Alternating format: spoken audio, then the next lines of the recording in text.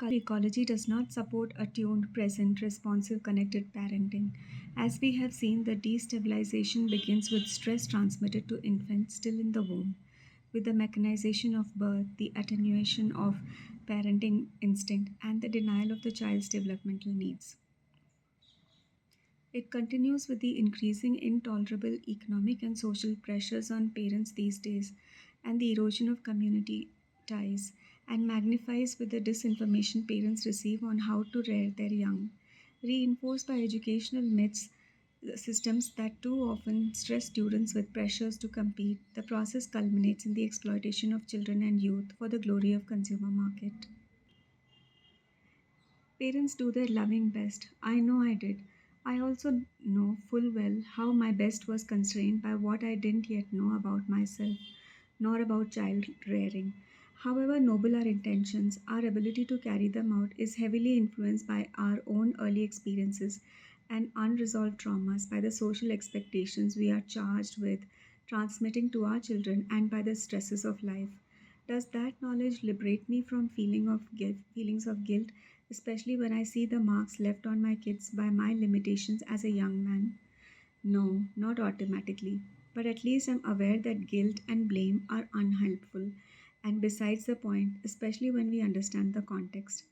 As Garbarino urged in 1995, we need to put aside blaming parents and take a good hard look at the challenge of raising children in a socially toxic environment.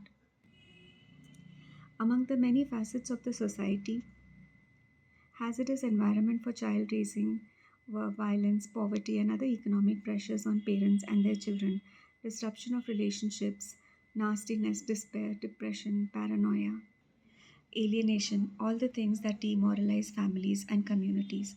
He also wrote of many, many others that are subtle yet equally serious.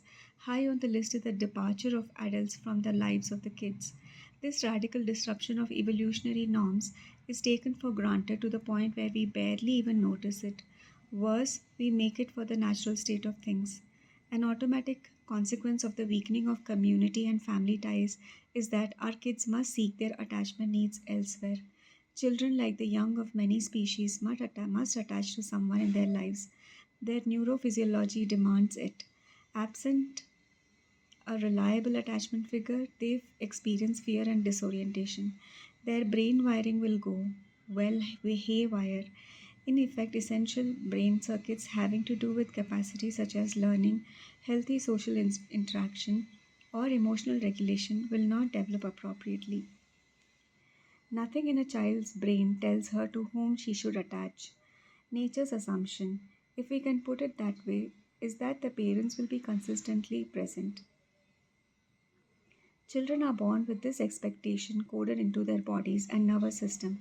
The immature brain cannot abide what Gordon Neufeld calls an attachment void, a situation in which no attachment figure is there to connect with. Inevitably, just as a newborn duckling, in the absence of its mother, will trustingly follow the first creatures it sees, the nearest goose, squirrel, park, ranger, or even a robotic toy car, the vacuum must and will be filled by whoever is around.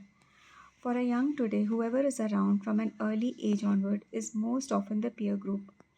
Unmoored by the decline of the multi-generational adult-led community, children and adolescents have to seek acceptance from one another.